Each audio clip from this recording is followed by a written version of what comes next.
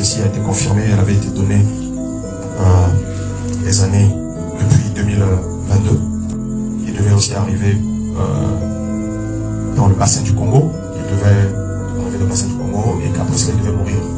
Voilà. Et du coup, il est arrivé dans le pays le 31 janvier 2023. C'était à Kinshasa. Il était parti pour une tournée à l'Est. Donc, il lui restait donc 2 années environ, jusqu'en 2025 aujourd'hui, pour qu'il puisse partir. La mort de François est un signe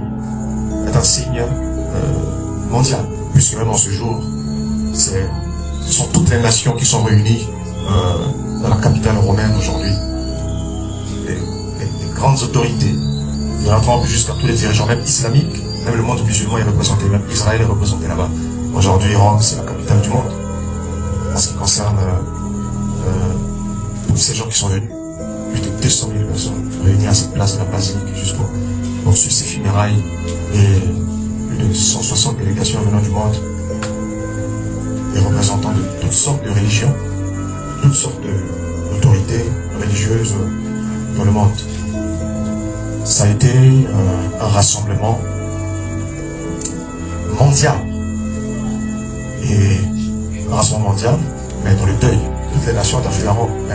J'aimerais juste vous rappeler que lorsque nous voyons de tels rassemblements de hauts dignitaires du monde entier, toutes les factions des 4 coins de la terre, quasiment toutes les religions confondues, nous devons savoir qu'il y a quelque chose qui est derrière cela.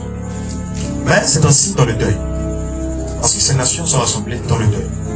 C'est le deuil qui les réunit. Ce n'est pas une fête qui les réunit. C'est un deuil qui les a réunis. Et ça doit vous interroger. L'Apocalypse chapitre 18, verset 9, il est dit que et les rois de la terre pleureront sur elle. Amen. D'accord? Et ceci n'est qu'un signalement très important d'un temps de deuil mondial. Le monde entier est en train d'entrer dans un temps de deuil.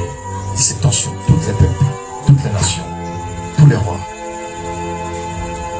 La mort de François est un marqueur temporel, d'accord, pour cette génération.